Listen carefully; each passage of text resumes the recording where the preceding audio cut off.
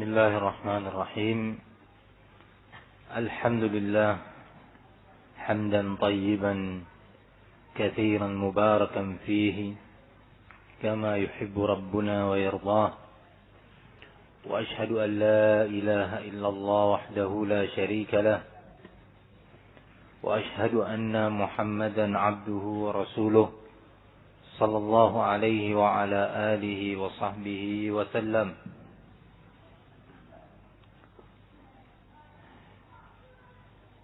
Kita melanjutkan pembahasan tentang persyaratan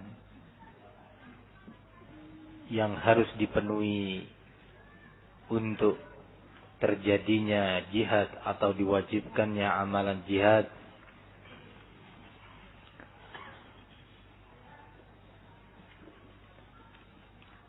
Bahwa syarat pertama yaitu terrealisasinya kekuatan fisik umat Islam untuk melawan orang-orang kafir, sebagai realisasi daripada firman Allah Subhanahu wa taala, wa'iddu lahum mastata'tum min quwwah wa min ribatil khayli turhibuna bihi aduwallahi wa aduwakum. Persiapkanlah oleh kalian untuk menghadapi orang-orang kafir kekuatan fisik, kekuatan yang mampu dengannya melawan mereka, serta persenjataan atau kendaraan-kendaraan yang dengannya membikin takut musuh-musuh Allah, membikin gentar musuh-musuh Allah dan musuh-musuh kalian. Kalau ternyata hal ini tidak terpenuhi, maka dalam kondisi seperti ini, dalam kondisi umat Islam tidak memiliki kekuatan, berarti mereka dalam kondisi mustad'afin, kondisi lemah. Dalam kondisi umat Islam lemah, maka syariat yang berlaku adalah menahan diri, sabar, tidak melakukan perlawanan terhadap orang-orang kafir.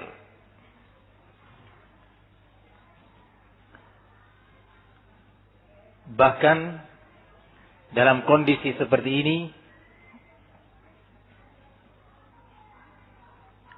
ditegaskan oleh sebagian ulama bahwa haram hukumnya, yang tadinya adalah sebuah amalan yang tinggi dan mulia, al-jihad, berbalik hukumnya menjadi amalan yang dilarang, bahkan muharram hukumnya dalam kondisi umat Islam mustad'afin. Hal ini sebagaimana dijelaskan oleh Syekhul Islam Ibnu Taimiyah rahimahullah di dalam kitabnya As-Sarimul Maslul. Beliau menyatakan, innal muslimina kanu mamnu'ina qabla al-hijrah min al-ibtida'i bil qital. Kaum muslimin dahulu sebelum hijrah ke negeri Madinah, mereka dilarang untuk memulai penyerangan atau peperangan. Wa kana qatlul kuffar hina idzin muharrama.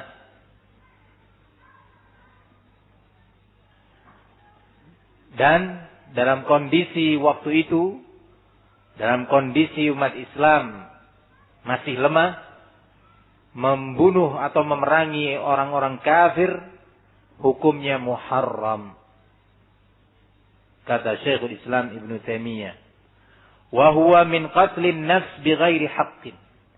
Bahkan upaya untuk tetap membunuh orang-orang kafir dalam kondisi umat Islam masih lemah, itu adalah tergolong jenis pembunuhan terhadap jiwa yang tidak dibenarkan secara syar'i.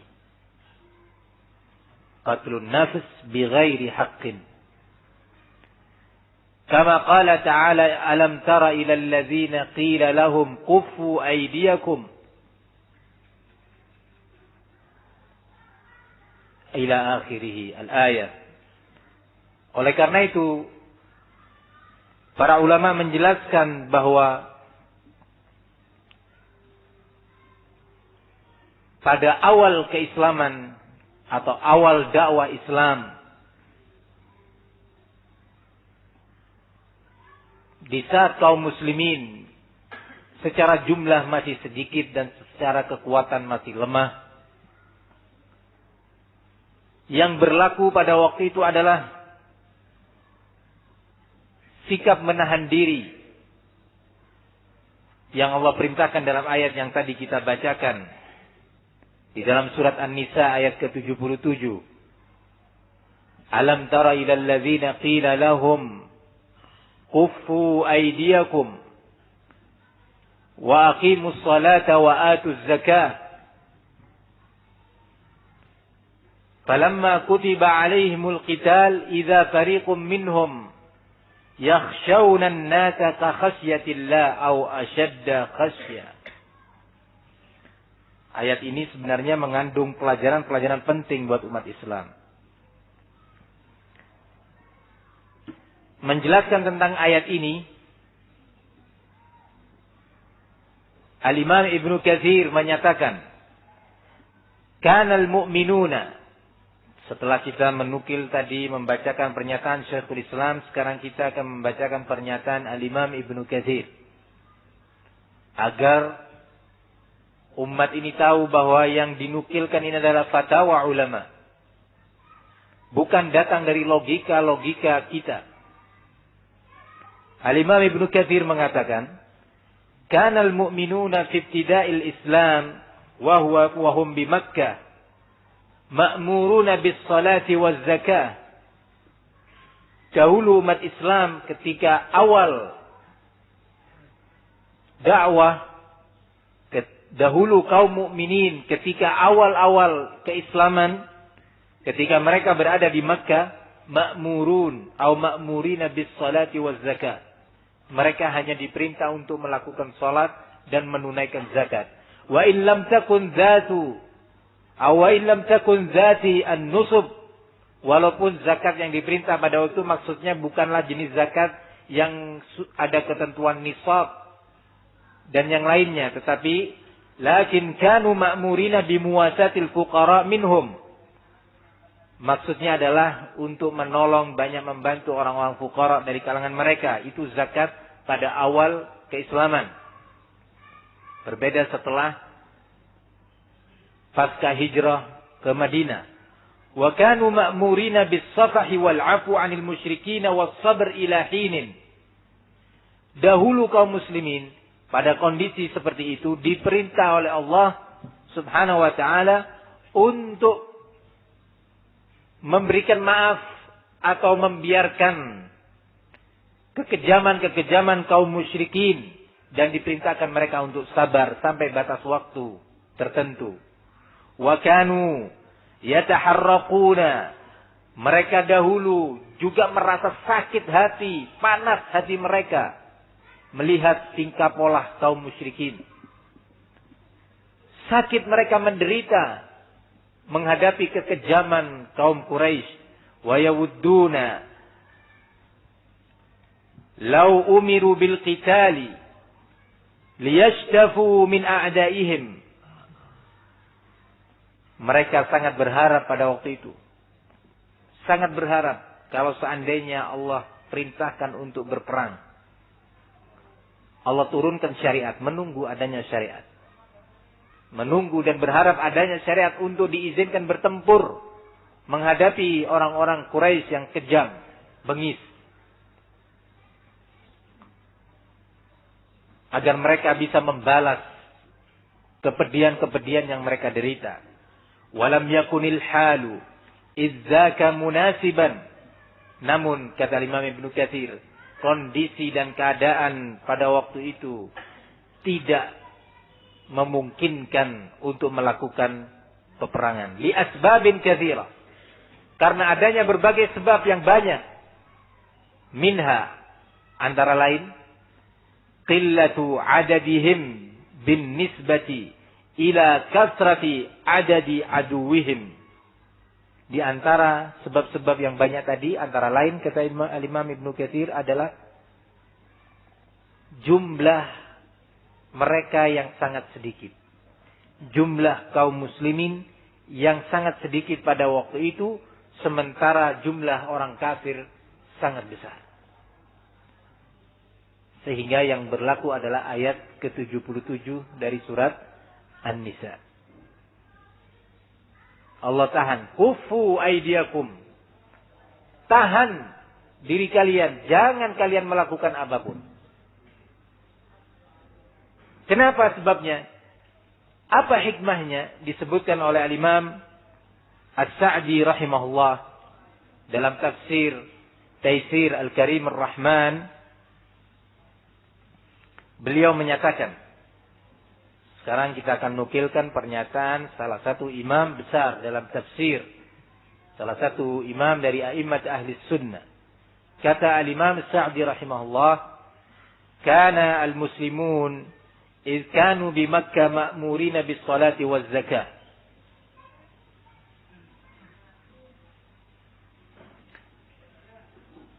Walam yu'maru bi jihadil a'da li'iddati fawaid.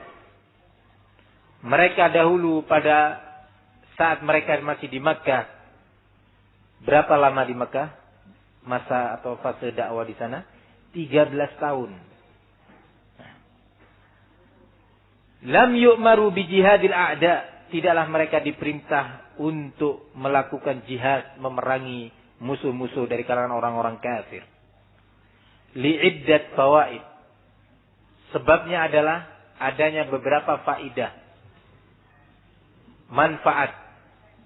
Minha, antara lain, anna min hikmatil bari ta'ala an yashra'a li'ibadihi asy-syara'i' ala wajhin la yashukku alaihim. Bahwa di antara hikmah Allah subhanahu wa ta'ala, bahwa tidaklah Allah meletakkan sebuah syariat untuk hamba-hambanya kecuali dalam bentuk yang tidak menyulitkan mereka. Wa yabda'u bil aham fal aham. Dan Allah Subhanahu wa taala menurunkan syariat itu secara berurut dari yang terpenting kemudian yang terpenting berikutnya. Juga wal ashal fal ashal. Yang termudah kemudian yang termudah berikutnya. Ini hikmah yang pertama. Wa minha, yang kedua, annahu law furida alaihim al-qital ma'a qillati adadihim wa udadihim wa kasrati a'daihim la adda dhalika ila idmihlal al-islam. Kalau seandainya diwajibkan, diberlakukan kepada mereka untuk memerangi orang-orang kafir dalam kondisi jumlah kaum mukminin sedikit dan persiapan tempur mereka, persenjataan mereka juga minim, menghadapi orang-orang kafir, musuh-musuh mereka yang memiliki jumlah dan kekuatan yang lebih besar, apa hikmahnya? Apa faidahnya? Kenapa tidak disyariatkan? Karena kalau disyariatkan dalam kondisi seperti itu, akan membawa kebinasaan terhadap Islam. Faru'iya janibul maslahah al-uzma ala ma dunaha. Maka dikedepankanlah maslahat yang lebih besar dibandingkan maslahat yang tingkatannya di bawah itu. Apa maslahat yang lebih besar? Menghindarkan kebinasaan dan kehancuran bagi kaum mukminin. Ini pernyataan Al-Imam As-Sa'di rahimahullah. Ikhwani fid din, azani Allah wa iyyakum. Kemudian di antara yang disebutkan oleh beliau dalam tafsir ayat ke-77 surat An-Nisa ini terkait dengan Firman Allah selanjutnya masih dalam ayat yang sama, falamma kutiba alaihimul qital idza fariqum minhum yakhshawna an-nasa ka khasyatillah aw ashadda khasyah. Namun ketika telah diwajibkan oleh Allah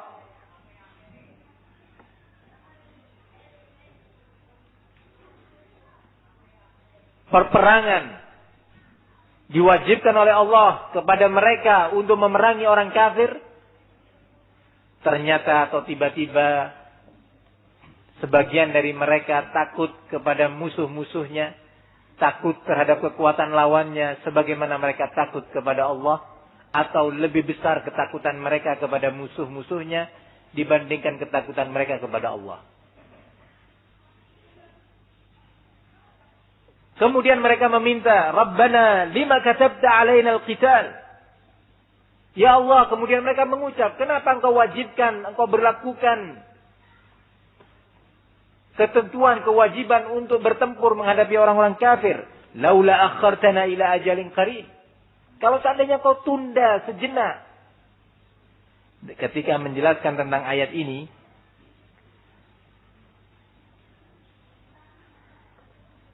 Al-Imam As-Sa'di menyatakan, wa hadhil hal kathiran ma ta'arrada liman huwa ghairu razinin wasta'jala fil umur qabla waqtiha.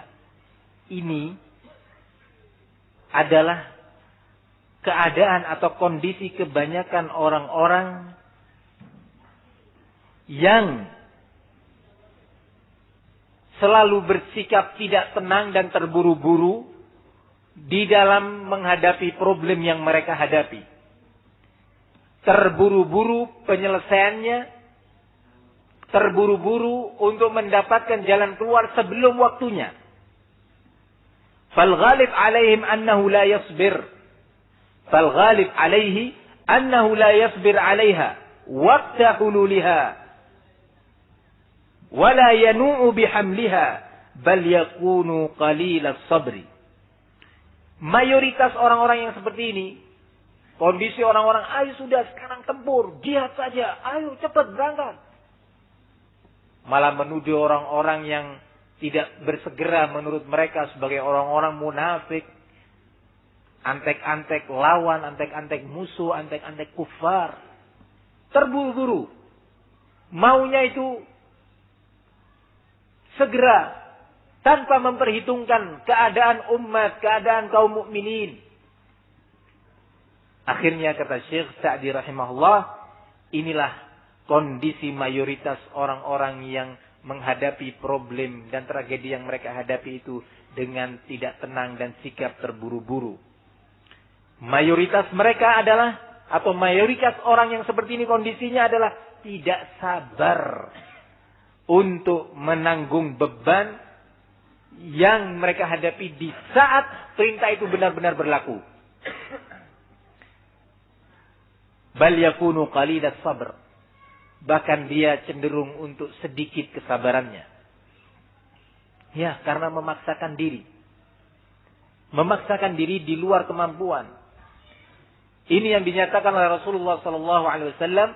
Inna hadzal dina yusrun. Sesungguhnya agama ini, Islam ini mudah.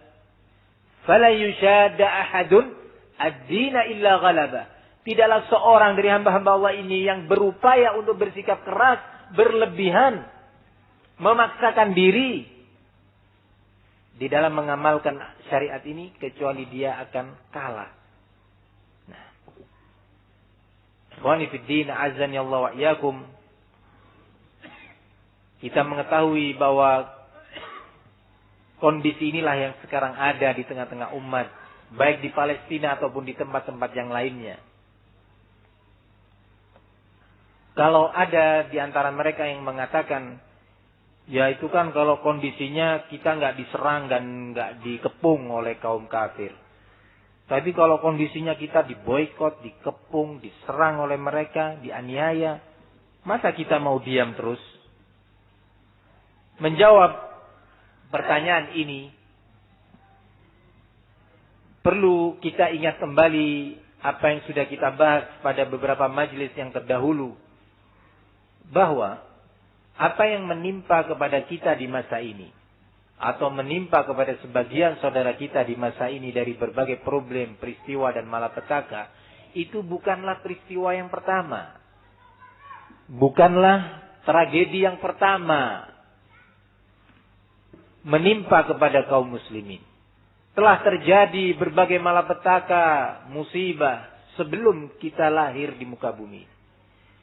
Kalau kita sadar ini dan mengetahui, maka kita akan menyadari bahwa telah ada orang-orang sebelum kita yang mengalami seperti yang kita alami atau mungkin lebih dahsyat lagi. Sehingga dengan itu kita akan menengok kepada apa yang telah mereka lakukan, sikap apa yang mereka ambil, kebijakan apa yang mereka jalani menghadapi problem di masa mereka, di era mereka. Kita tentunya tidak lupa peristiwa yang dialami oleh Rasulullah SAW. Dan sejak tadi yang kita bicarakan terkait dengan ayat-ayat tersebut, itu terkait di saat kaum muslimin di Makkah dianiaya oleh orang-orang kufar. Sebagian mereka dibunuh, dipermalukan harga dirinya, dikepung dan diboikot keamanan mereka, perekonomian mereka, makanan mereka. Sehingga banyak dari bayi-bayi dan orang-orang tua berguguran karena pemboikotan yang dilakukan oleh rezim Quraisy yang menguasai Mekah pada waktu itu. Di dalam banyak kitab sejarah disebutkan berbagai peristiwa yang terjadi pada waktu itu. Di dalam kitab Al-Bidayah wan Nihayah dan Sirah Ibni Ishaq serta yang lainnya disebutkan kisah yang menimpa keluarga Yasir, ayah daripada Ammar bin Yasir radhiyallahu anhuma, di mana pada waktu itu mereka disiksa di tengah padang pasir yang panas di saat matahari terik.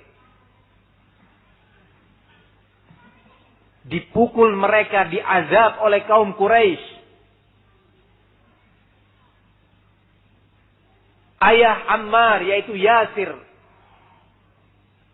menderita dengan sepedih-pedihnya pada waktu sampai beliau terbunuh. Bahkan ibu Ammar yaitu Sumayyah radhiyallahu anha dibunuh dalam keadaan ditombak oleh Quraisy pada kemaluannya radhiyallahu anha, sehingga beliau Sumayyah adalah syahidah pertama di dalam Islam. Ketika keadaan seperti ini disebutkan marra bihim an-nabiy sallallahu alaihi wasallam wa hum yu'adzabun. Rasulullah melewati keluarga Yasir yang sedang diazab oleh Quraisy, disiksa pada waktu itu. Apa yang dilakukan oleh seorang Rasul yang diberi sifat oleh Allah di dalam Al-Quran, bil mu'minina raufur rahim, sangat sayang dan rahim terhadap kaum mukminin. Merasakan apa yang dirasakan oleh kaum mukminin itu sifat dasar Rasul sallallahu alaihi wasallam yang diucapkan oleh Rasulullah kepada mereka, sabran ala Yasir fa inna mau'idakum al-jannah. Sabarlah wahai keluarga Yasir, sabar. Sesungguhnya janji yang akan Allah berikan untuk kalian adalah al-jannah. Ini yang diucapkan oleh Rasulullah. Sabran, sabran. Rasulullah melihat kejadian tersebut. Diazab sahabatnya ini tadi. Bukan karena urusan dunia, karena iman. Kalau menurut orang sekarang, atau orang-orang yang semangatnya berapi-api, melebihi sikap ilmiahnya, dia akan menyatakan kalau ini terjadi di masa ini, Seperti kita menyatakan kepada saudara-saudara kita di Palestina, sabar, sabar kalian, sabar. Maka akan dicap dan dituduh dengan berbagai tuduhan. Anda munafik, Anda sok menyuruh orang bersabar, Anda tidak punya solidaritas keislaman, Anda.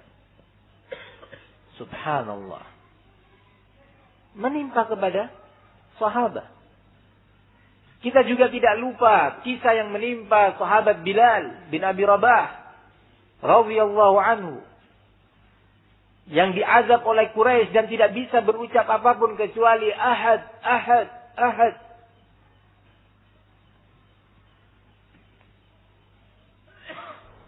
Begitu pula peristiwa pemboikotan Quraisy terhadap Rasulullah dan para sahabatnya selama kurang lebih 3 tahun di lembah yang dikenal dengan Syi'b Abi Talib, lembah Abu Talib, karena Makkah itu terdiri dari beberapa lembah.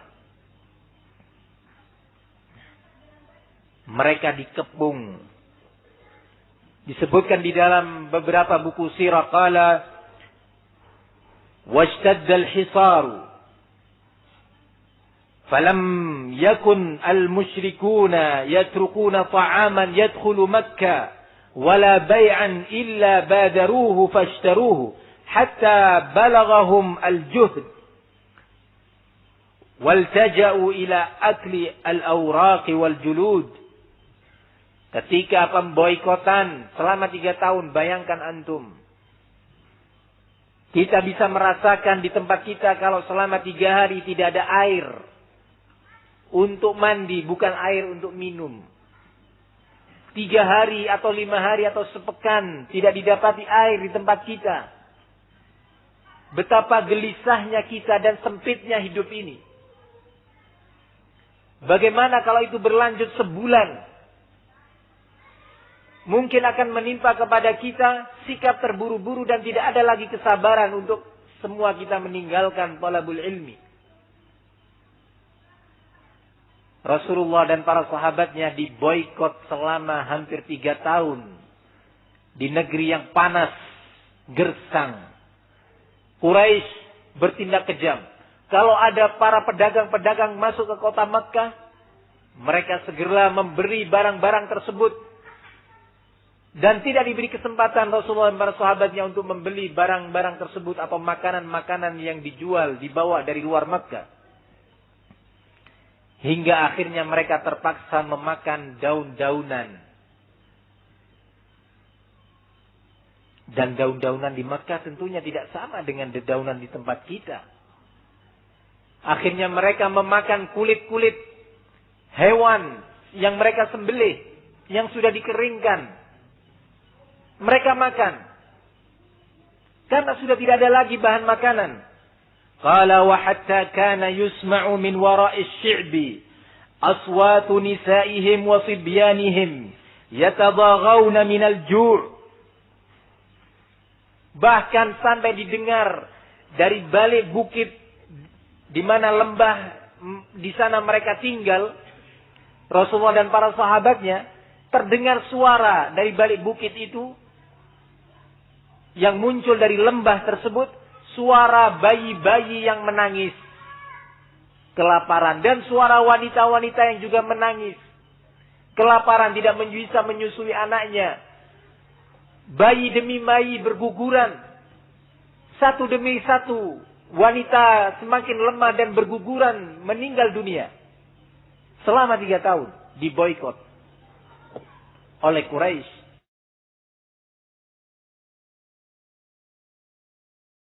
Nah, mungkin kita akhiri sampai di sini. Insyaallah kita lanjutkan di waktu yang akan datang. Wassallallahu wasallam wa barak ala nabiyina Muhammad wa ala alihi wasallam. Walhamdulillahirabbil alamin.